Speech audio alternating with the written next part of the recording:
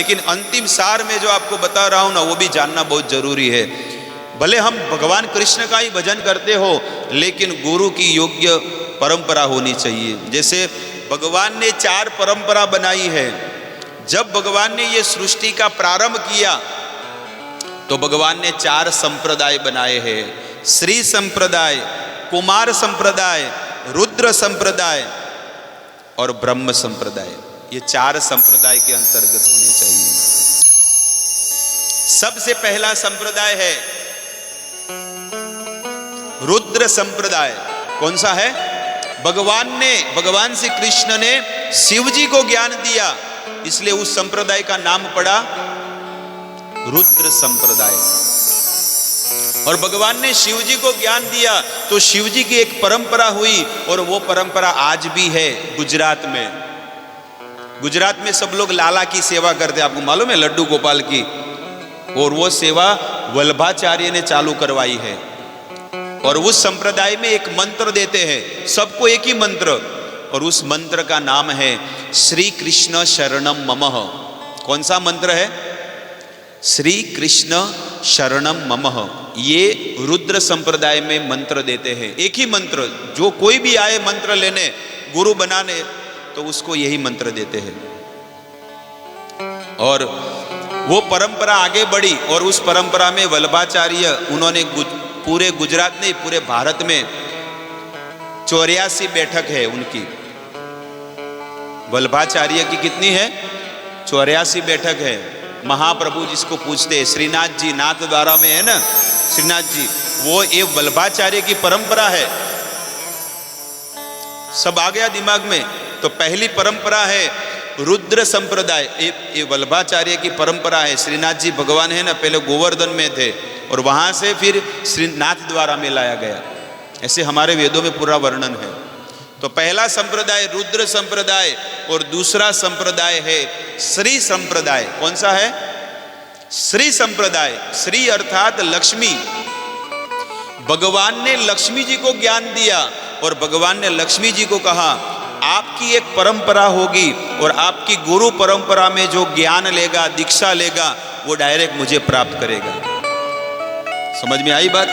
लक्ष्मी जी की एक परंपरा, और वो है परंपरा आज भी दक्षिण भारत में चलती है। साउथ इंडिया, दक्षिण भारत, श्रीरंगम, मदुराई, रामेश्वर, ये कांचीपुरम, ये जितने भी मंदिर है जहाँ पर दक्षिण भारत में, और दक्षिण भारत में श्री संप्रदाय चलता है सब जगह पर। और वहाँ पर जो लोग गुरु शिष्य परंपरा में जो ज्ञान लेते हैं, वहाँ पर मंत्र देते हैं, ओम नमो भगवते वासुदेवाय। ये मंत्र वहां पर देते हैं। तो कितनी परंपरा हुई? 3, 2 परंपरा हुई, 2। और तीसरी परंपरा, आज भी वो परंपरा चल रही है, और दक्षिण भारत में चल रही है। अगर आपको गुरु बनाना है तो दक्षिण भारत से आप गुरु बना कर आ सकते हैं। अगर आपको ब्रह्म संप्रदाय में गुरु बनाना है तो पुष्टि मार्ग एक संप्रदाय चलता है, और वो गुजरात में और सब जगह पे चल रहे हैं। और तीसरी परंपरा है कुमार संप्रदाय। कौन सा है? कुमार संप्रदाय। कुमार संप्रदाय, भगवान ने 4 कुमार को, जब ब्रह्मा जी के 4 पुत्र है, सनक, सनातन, सनंदन, सनत कुमार, और ये 4 संप्रदाय है। और 4 संप्रदाय में अगर कोई दीक्षा शिक्षा लेता है तो वो भगवान को प्राप्त करेगा। और कुमार संप्रदाय में एक मंत्र देते हैं, राधे कृष्ण कृष्ण कृष्ण राधे राधे, राधे श्याम श्याम श्याम राधे राधे। लेकिन कुमार संप्रदाय का परंपरा केवल वृंदावन में है ज्यादा से ज्यादा। यहाँ पर पुष्कर में भी एक मंदिर है, पुष्कर में भी एक संस्था चलती है। तो ये कुमार संप्रदाय में आप अगर जाओगे और वहां पर गुरु धारण करोगे तो वहां पर ये मंत्र देते हैं। और चौथी परंपरा है, 3 परंपरा तो मैंने बताई, और चौथी परंपरा है ब्रह्म संप्रदाय। कौन सा है? ब्रह्म संप्रदाय। भगवान श्री कृष्ण ने ब्रह्मा जी को ज्ञान दिया। ब्रह्मा ने नारद, वेदव्यास, पद्मनाभ, नरहरि, माधव, अक्षोभ्य, जयातीर्थ, ज्ञान सिंधु, दयानिधि, विद्यानिधि, चैतन्य महाप्रभु, रूप गोस्वामी, सनातन गोस्वामी, जगन्नाथ बाबा जी महाराज, भक्ति विनोद ठाकुर, गौर किशोरदास बाबा जी महाराज, भक्ति सिद्धांत सरस्वती महाराज और इस संस्था के आचार्य हुए ऐसे भक्ति वेदांत स्वामी प्रभुपाद।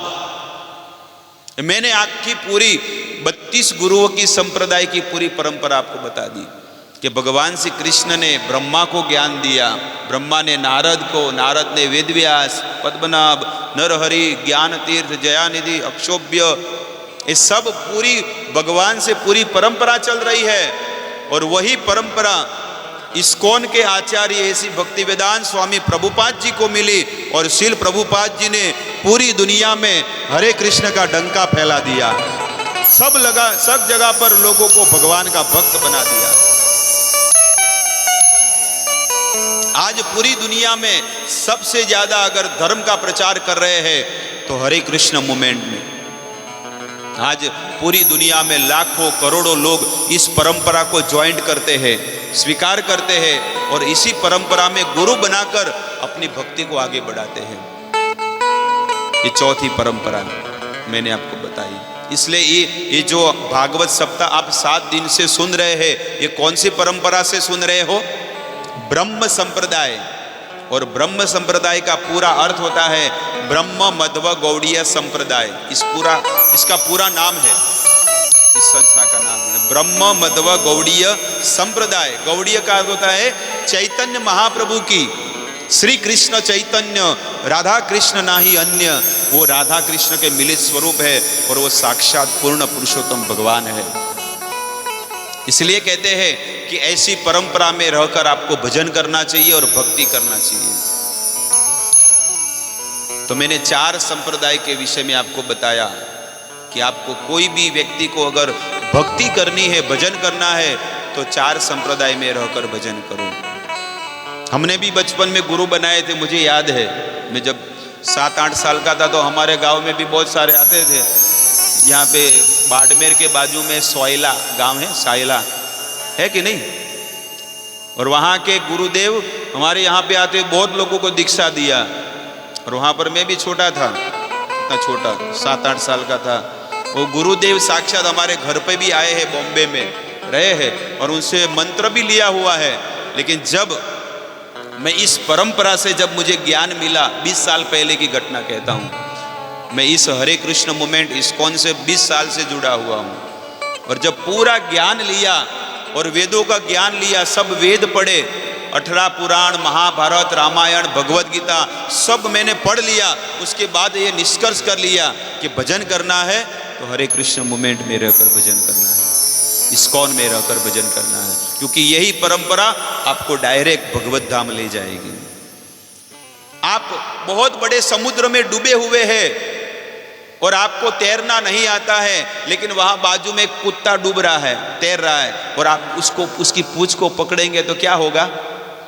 आप भी डूबोगे, कुत्ता भी डूबेगा। इतना बड़ा अटलांटिक महासागर है, आपको तैरने को नहीं आता है, आप जैसे ही उस कुत्ते की पूंछ पकड़ोगे और या अथवा कुत्ते का सहारा लोगे तो कुत्ता भी डूबेगा और आप भी डूब जाओगे। लेकिन उस जहाज में, उस दरिया में बहुत बड़ा विमान है, जहाज, बोट कहते हैं ना, बोट, बहुत बड़ा जहाज है। और वहां पर किसी ने रस्सी फेंकी है कि लो भाई, आप क्यों डूब रहे हो, तैर रहे हो, आ जाओ इस विमान में बैठो, जहाज में, और यहां से सागर से पार हो जाओ। बताओ आप किसका सहारा लोगे, कुत्ते का कि जहाज का? आप सागर में हो, दरिया में हो और आपको इस दरिया को पार करना है तो आप क्या करोगे? आप उस समय क्या निर्णय करोगे बताइए? कि नहीं, कुत्ते को छोड़ दो, मैं जहाज का सहारा लूंगा, वो रस्सी फेंक देंगे और आप पकड़ के ऊपर चढ़ जाना है, बस उसमें जाकर बैठना है, आप जहां पे आपको जाना है पहुंच जाओगे, किनारे, समुद्र के किनारे। वैसे ही इस संसार में सब लोग अलग अलग ऐसे गुरु की शरण में जाते हैं जो गुरु का कोई ठिकाना नहीं है, लेकिन ऐसे गुरु को त्याग करके हमें ऐसे गुरु की शरण में जाना है जो हमें भव सागर से पार करा दे। और ऐसी भक्ति वेदांत स्वामी प्रभुपाद जी ने एक इस्कॉन संस्था बनाई है, एक ऐसा जहाज बनाया है, उस जहाज में आपको बैठ जाओगे तो आप भी भव सागर से पार हो जाओगे, बस भव सागर से पार हो जाओगे। लेकिन उसके लिए क्या करना पड़ेगा? आपको उस जहाज में बैठना पड़ेगा। जब भी आपको ऐसा मालूम पड़े कि यहाँ पर हरे कृष्ण भक्तों के द्वारा सत्संग होने वाला है, तो तुरंत सब कुछ काम छोड़कर आपको क्या करना है? वो सत्संग का लाभ लेना है। जब कोई भक्त आपको कहे कि आपको माला करनी है, एकादशी करना है, तो कोई बात नहीं सुननी है, केवल आपको भगवान के भजन में लग जाना है। तो 7 दिन तक आपने ये कथा सुनी और 7 दिन का सार आपको अभी मैं बता रहा हूं कि क्या करना है। आपको एकादशी व्रत का पालन करना है। सबसे पहली चीज क्या है? एकादशी व्रत का पालन करना है। दूसरी चीज, आपको नाम जाप करना है। क्या करना है? कौन सा नाम जाप करना है? हरे कृष्णा कृष्ण कृष्ण हरे हरे, हरे राम राम राम हरे हरे। ये मंत्र का जाप करना है। तीसरी चीज, जो भी आप भोजन बनाते हो उसमें प्याज लहसुन नहीं होना चाहिए, वो आप ठाकुर जी को अर्पण करके भोजन करो। तीसरी चीज क्या है? ठाकुर जी को भोग लगाकर जमो, भोजन करो। और चौथी चीज है, जब भी आपको समय मिले आप भगवान के धाम में दर्शन करने जाओ, वृंदावन, मथुरा, द्वारका, और घर पे रह के ठाकुर जी का सेवा करना चाहिए। ठाकुर जी को प्रतिदिन 4 चीज अर्पण करना है: भोजन प्रसाद, जल, तुलसी पत्ता और फूल। इस प्रकार से भोजन भगवान को ये 4 चीज अर्पण करनी चाहिए। तो ऐसा मैंने आपको सारी चीज मैंने आपको अंतिम समय में बताई, क्योंकि आपके पास भी समय कम है और हमारे पास भी समय कम है। लेकिन अंतिम समय में मैंने आपको, हकीकत में दोपहर के बाद कथा होने वाली नहीं थी, लेकिन मेरी इच्छा थी कि मैं 1 घंटा और कथा करूं, इसलिए मैंने ये कथा की है।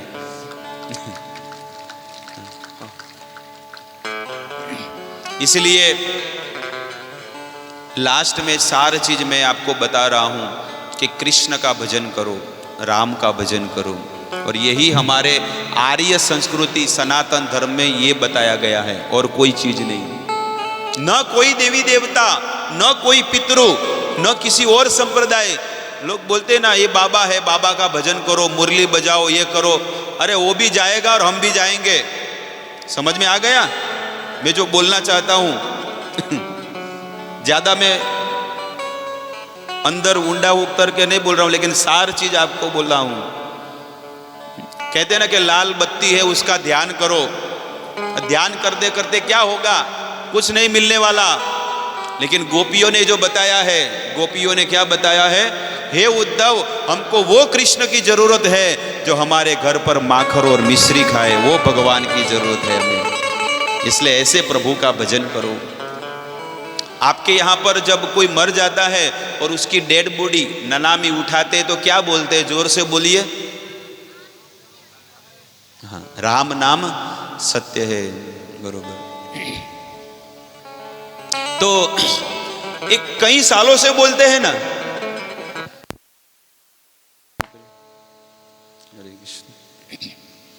राम नाम सत्य है। राम बोलो भाई, राम। ये कई सालों से हमारी हिंदू संस्कृति में यही बोलते हैं। तो अभी चेंज कर देना चाहिए ना। सब कुछ हमने चेंज नहीं किया कि पहले सबको शादी में बिठा कर खिलाते थे पंगत फाड़ के, तो वो चेंज करके अभी बुफे सिस्टम हो गया। अभी यहाँ पर होगा 1 हफ्ते के बाद, 4-5 दिन के बाद। तो क्या करते हैं? बुफे सिस्टम, खड़े खड़े सब लोग भोजन करते हैं। और पहले सब लोग क्या करते थे? किसी की शादी में जाते तो स्टील के बर्तन देते थे पहले, लेकिन अभी क्या हो गया? कवर दे देते हैं। तो पहले का और अभी का सब नियम चेंज हो गया। तो ये भी नियम चेंज कर दो ना। जब कोई मरता है तो जब उसकी डेड बॉडी को शमशान में ले जाते हैं तो उसको नाम चेंज कर देने का। राम बोलो भाई, राम बंद कर दो, और बोलो खेतला बाबा बोलो, दूसरा नाम बोलो ना। सुंदा माता बोलो सुंदा माता, अंबे माता बोलो अम्बा, मेलडी बोलो मेलडी। सब अलग अलग देवी देवता का नाम चालू करो, क्यों नहीं कर रहे हो? क्योंकि हमारी युगों युगों से यही परंपरा आई है कि राम नाम सत्य है और राम नाम का जीवात्मा को यही चीज उद्धार करेगा और कोई चीज नहीं है। भगवान का राम का नाम ही इस जीवात्मा का कल्याण होने वाला है और कोई चीज नहीं है। अब बताओ और क्या चीज है? मैंने तो सब कुछ आपको बता दिया, 7 दिन में पूरा सार बता दिया। वो कार्य करना कि नहीं करना वो तो आपके ऊपर है। मैं यही नहीं कह रहा हूं कि आप मेरे नाम का जाप कीजिए, मैं यही आपको सिखा रहा हूं कि आप कृष्ण का नाम लो, आप राम का नाम लो। यही हमारे इष्ट देव है और यही हमारे भगवान है। और ये अगर ये मंत्र का आप जाप करोगे तो निश्चित आप तर जाओगे। बताइए, लेकिन जो महंगी से महंगी अनमोल वस्तु आपको मिल रही है, लेकिन उसके लिए पात्रता भी होनी चाहिए। जब तक पात्रता नहीं होगी आपके मुख पर भगवान का नाम नहीं आएगा। ये चीज है। नहीं तो कई सालों से हम भक्ति में जुड़े हुए, अब तक क्यों नहीं ले रहे हो? इसमें से काफी लोग हैं जो भक्ति के मार्ग में जुड़े हुए हैं लेकिन आज तक भगवान का नाम नहीं लेते हैं। कितने लोग हैं जो एकादशी व्रत का पालन ही नहीं करते हैं। इसलिए मैं सारी चीज आपको बता रहा हूं कि प्रभु का नाम लीजिए, भवसागर से तर जाएंगे। बस लास्ट आज के दिन की कथा में आज 4 भी बज गए हैं और मेरा एक संकल्प था कि मैं 1 घंटे कथा करूंगा। तो सारी चीज आपको पता चल गई कि प्रभु का नाम लेना है, भगवान का। कितने लोग लेने वाले हैं बताओ भगवान का नाम, महामंत्र का? वाह! हरे कृष्ण कृष्ण कृष्ण हरे हरे, हरे राम राम राम हरे हरे। जितने भी लोग हैं सुबह सुबह में जिसको भी समय मिले 6 बजे सबको जाना चाहिए प्रभात फेरी में। और ये अगर आपके गांव में एवरीडे होगा ना, प्रतिदिन एवरीडे होगा, तो निश्चित गारंटी है कि आपका गांव है ना और भक्तिमय बन जाएगा। प्रतिदिन होना चाहिए। आपको मैं एक और बात बताता हूं। यहां पर बाजू में एक नितोड़ा गांव है, सुना है? नितोड़ा गांव सुना है? सुना है? नितोड़ा स्वरूपगंज के बाजू में बावरी, स्वरूपगंज के बाजू में बावरी आता है और बावरी के बाजू में नितोड़ा गांव है। वहां पर हमारे भक्त एक रहते हैं, प्रजापति है। वो भक्त कौन है? प्रजापति है। और वो भक्त इतना शुद्ध भक्त है कि एवरीडे वो तो टाइल्स फिटिंग का काम करते हैं, लादी मार्बल और पत्थर का फिटिंग का काम करते हैं। लेकिन वो भक्त है एवरीडे, हर रोज, चाहे ठंडी हो बारिश हो कुछ भी हो, लेकिन प्रतिदिन 4 बजे उठकर उनका परिवार, उनके छोटे छोटे बच्चे हैं, सब लोग कीर्तन में निकलते हैं। बताओ, प्रभात फेरी पूरा गांव में भगवान का कीर्तन करते हैं और सब लोग वो कीर्तन में आज कई वर्षों से वो कर रहे हैं। बताओ, ऐसा हम सबको मेहनत करनी चाहिए।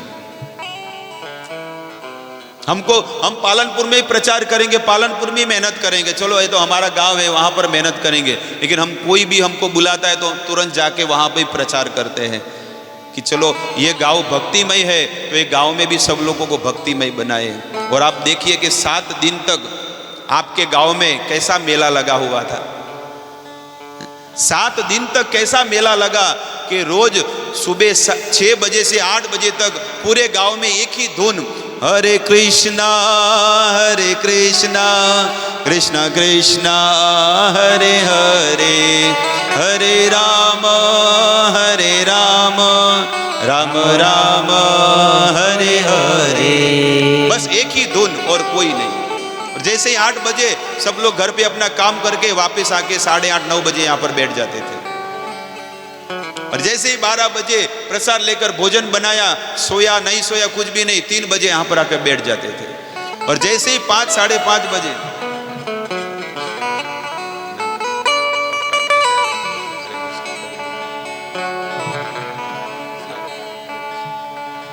और जैसे ही 5-5:30 बजते थे और भगवान का आरती कीर्तन होने के बाद फिर सब लोग पालकी लेकर जाते थे, तो कहते आज पूरा गांव है ना कृष्ण भावनामृत हो गया है। पूरा गांव आज कृष्णमय हो गए हैं सब लोग।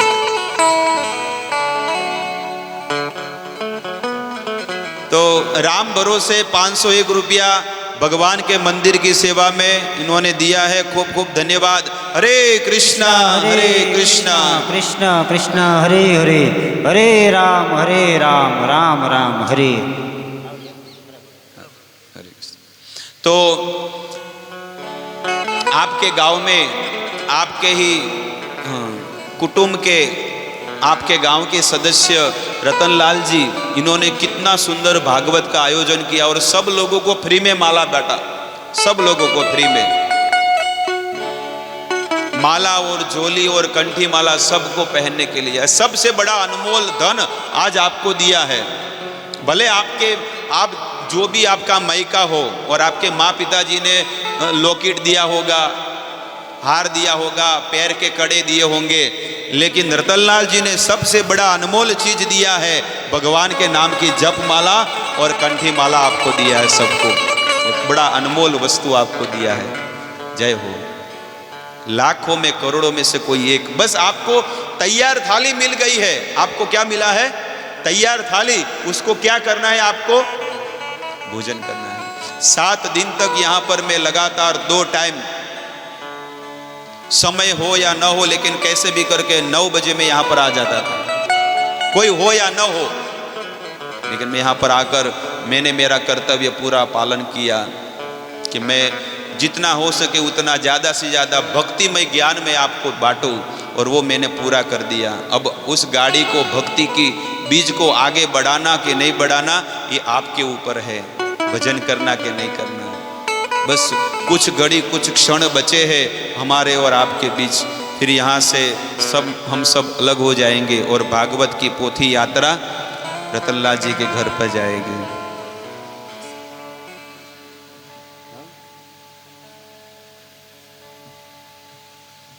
घनश्याम भाई 2100 रुपए का दान इस मंदिर नवनिर्माण कार्य में। घनश्याम भाई, क्या नाम है?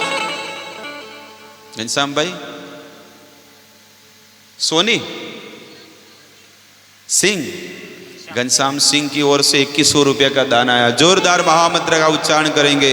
हरे कृष्णा कृष्ण कृष्ण हरे हरे, हरे राम राम राम हरे हरे। ये बहुत ही सुंदर कार्य आपने किया है कि आप लोगों ने जो भी धन दिया है वो ठाकुर जी का मंदिर बनने में जाएगा। बहुत सुंदर सेवा। खूब खूब धन्यवाद आप सभी लोगों का। आप सभी लोगों ने बहुत प्रेम दिया। बहुत ही सब लोग अपना घर परिवार के सब काम धन छोड़कर यहाँ पर भगवान की कथा में आ जाए, और आप सब लोगों ने भगवान की कथा श्रद्धापूर्वक सुनी। बस यही प्रार्थना है कि आप सभी परिवार में जितने भी सदस्य, उन सब के जीवन में भक्ति आए और आपका जीवन कृष्ण भावनामृत बने। इसी वाणी के साथ मैं मेरी वाणी को विराम देता हूँ। हरे कृष्ण। अब आरती होगी और भगवान की पोथी सब लोग ले जाएंगे, और उसके बाद हम भी यहाँ से विदाई लेंगे। आपके घर पे भागवत जी के पोथी यात्रा ले जाइए, और उसके बाद उनकी पूजा करके फिर हम जब निकलेंगे तो आप भागवत जी हमको दीजिएगा पोथी यात्रा।